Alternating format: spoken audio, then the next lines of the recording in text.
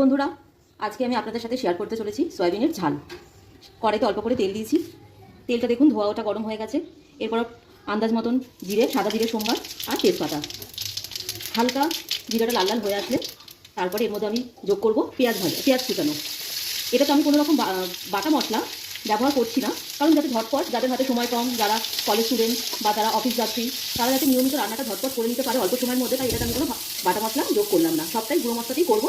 সঙ্গে থাকুন, দেখতে থাকুন। পেঁয়াজটা কড়াইতে দিয়ে হালকা লাল হবে, তারপরে অন্যান্য মশলা বা অন্যান্য উপাদানগুলোকে আমি যোগ করবো। সঙ্গে থাকুন, দেখতে থাকুন।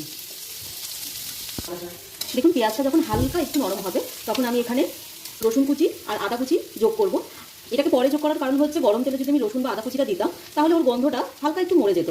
যাতে গন্ধটা থাকে, কারণ যেহেতু আমি এর মধ্যে কোনো বাটা মশলা ব্যবহার করছি না, ওই জন্য আমি এটাকে পরে অ্যাড করলাম। এটাকে দিয়ে হালকা 2 মিনিট আমি ভাজবো। পেঁয়াজটাকে বেশি লাল করবো না, হালকা 2 মিনিট ভাজবো। আর দেখুন এখানে আমি সয়াবিনটা আগেই আমি সেদ্ধ করে রেখে দিয়েছি গরম জলে। মিডিয়াম আঁচে রান্নাটা করছি যাতে পেঁয়াজটা খুব লাল না হয়ে যায়। পেঁয়াজটা আরেকটু হালকা ভাজা হলে আমি এর মধ্যে অ্যাড করব টমেটো কুচোনো। আর গুঁড়ো মশলার মধ্যে আমি অ্যাড করব নুন, জিরে গুঁড়ো, ধনে গুঁড়ো, হলুদ গুঁড়ো আর সামান্য লঙ্কার গুঁড়ো। এটা কিন্তু ঝাল লঙ্কা গুঁড়ো নয়, এটা শুধুমাত্র রং হওয়ার জন্য কাশ্মীরি লঙ্কার গুঁড়ো। আর ঝালটা যে যার আন্দাজ মতন, পরিমাণ মতন, যে যেরকম খান সেই বুঝে যোগ করতে পারবেন।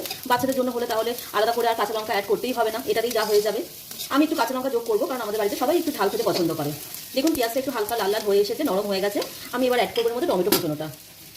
টমেটোটা যখন হালকা ভাজা হবে, নরম হয়ে যাবে, তারপর আমি গুঁড়ো মশলাগুলো দেবো।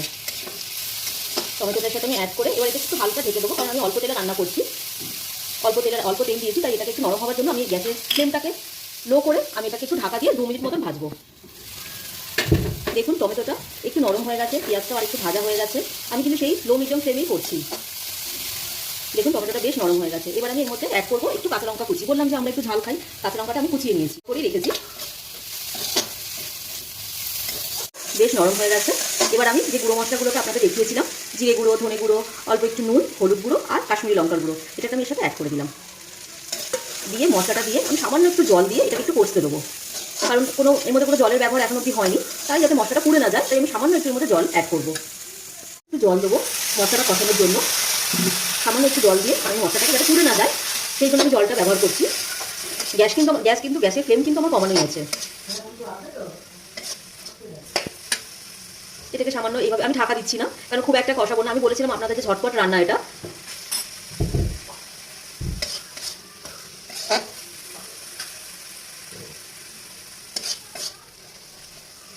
গ্যাসের ফ্লেমটা আমি একটু বাড়িয়ে দিলাম।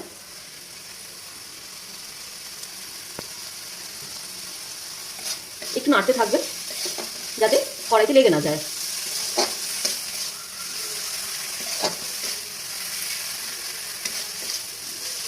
হালকা এটা কষে আসলে তারপরে আমি আগে থেকে গরম জলে সিদ্ধ করে রাখা সয়াবিনগুলোকে এর মধ্যে অ্যাড করবো, করে একটু সামান্য নাড়াচাড়া করে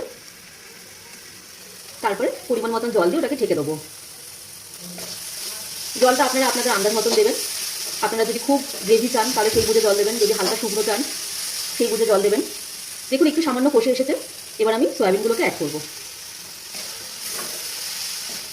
যেহেতু আমি অল্প মশলা অল্প তেলে ব্যবহার করছি, তাই এটা একটু শুকনো শুকনো লাগছে, কিন্তু এটা একবার আপনারা ট্রাই করে দেখবেন। রুটি, পরোটা, গরম ভাত সবের সাথে কিন্তু এটা বেশ ভালো লাগে। আর সবথেকে বড় জিনিস হচ্ছে খুব ঝটপট রান্নাটা হয়ে যায়। দেখুন মশলাটা ভালো করে এর সাথে মাখিয়ে নেবেন। যাদের বেশি তেল মশলা খাওয়া বারণ, তারাও কিন্তু এই রান্নাটা আপনাদের মতন উপাদানগুলো কম বেশি করে আপনারা অ্যাড করতে পারবেন। একটু ভাজা ভাজা করবো আমি। একটু গ্যাসের ফ্লেমটাকে একটুখানি বাড়ালাম, লো থেকে একটু মিডিয়ামে আনলাম। এবার একটু আমি ভাজা ভাজা করবো এটাকে।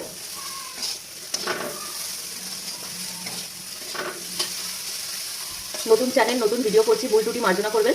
কোথায় কি ভুল হচ্ছে কি হচ্ছে আপনারা প্লিজ কমেন্ট করে বলবেন, সেই বুঝে আমার আরও সুবিধা হবে নিজেকে শুধরে নেবার বা নিজেকে আরও পরিণতভাবে ভিডিও বানানোর জন্য আমিও এগোতে পারবো।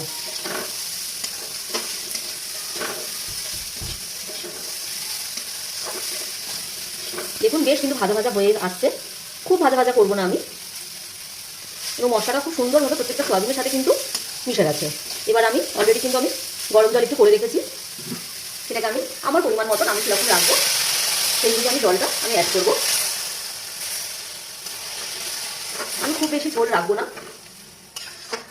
আমি হালকা এটাতে ঝোল রাখবোই না। আমি এটাকে একটুখানি মাখো মাখো করবো। আপনারা আপনাদের আন্দাজ বুঝে আপনারা জলের পরিমাণটা দেবেন। আমি আরেকটু জল দেবো যাতে একটুখানি মশলাটা, কাঁচা মশলার মতো গন্ধটা বা কাঁচা মশলার ভাবটা চলে যায়। দিয়ে আমি মিডিয়াম ফ্লেমে রাখবো, গ্যাসটাকে রেখে আমি এটাকে একটু ঢাকা দিয়ে একটু রান্না করব। দেখুন জলটা অনেকটা শুকিয়ে গেছে, মশলাটাও গায়ে লেগে আছে। নামানোর আগে অল্প একটু ধনেপাতা কুচনো, অল্প করে, কেন অল্প জিনিস অল্প করে রেখেছি। আপনারা চাইলে এর মধ্যে আলুও যোগ করতে পারেন, আমি করিনি। দেখুন এইরকমই থাকবে, হয়ে এসেছে রান্নাটি। ধনেপাতাটা অ্যাড করে আমি একটু ঢেকে দেবো 2 মিনিট, তারপরে এটাকে নামিয়ে নেবো কড়াই থেকে।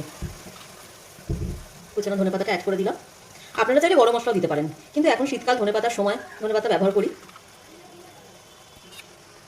ধনেপাতা দিয়ে ভালো করে একটুখানি মিক্স করে নেবেন, নিয়ে গ্যাসটাকে অফ করলাম, করে এটাকে 2 মিনিট একটু ঢেকে দেবো। দেখুন আমার সয়াবিনের ঝাল রেডি হয়ে গেছে, আমি এটাকে একটু বাটিতে নামিয়ে নিয়েছি। দেখুন আপনারা প্লিজ ট্রাই করে একবার দেখতে পারেন বাড়িতে। ভালো লাগলো কি খারাপ লাগলো আমাকে কমেন্টে এসে জানাবেন। গরম ভাত, রুটি, পরোটা সবের সাথে এটা চলবে। ধন্যবাদ প্রথম থেকে সঙ্গে থাকার জন্য। ভালো থাকবেন।